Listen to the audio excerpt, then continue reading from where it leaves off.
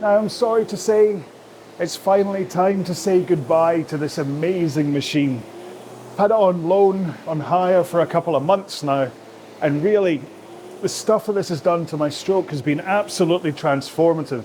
This idea of pushing with the legs, it's the only way to row on this machine. You can't grunt with your upper body from the front, because it basically just goes nowhere if you do that. I've learned a lot about myself, I've learned a lot about the machine. Like from my initial review, what I learned was I didn't have the back of the machine high enough, which is why the front of it kept on rolling away. And it really just is an amazingly fun machine to row on. There's a few reasons that I'm not going to hold on to it, because basically I took the loan out with the option to buy, but there are basically a couple of glaring reasons why I wouldn't have it.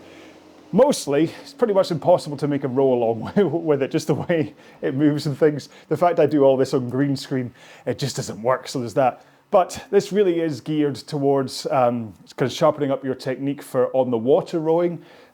It's just as good for indoor rowing. I'm not saying that it doesn't have its value for indoor rowing, but the truth is, basically, I need every machine that I have to serve a purpose. I've got the Aviron for making the videos for that platform. I've got the Concept 2 for racing, and I've got the Water Rower for testing for the smart row people and stuff, and also because it's a great machine to row on. Whereas this just basically just doesn't serve a particular purpose for me, other than actually sharpening up my technique, which you have to say is probably a good enough reason with my dodgy technique as it is. So do get in touch with RP3 Rowing if you like the idea of this, to see about getting a loan for yourself. Maybe you'll fall in love with it just like I did, and maybe then you'll have more of a reason to hold on to it, unlike I did. All right, so just a huge thanks out to the RP3 Rowing people for allowing me to test this machine for the past couple of months. And yeah, when I pack it up and send it off, it'll probably be with a little bit of a misty eye.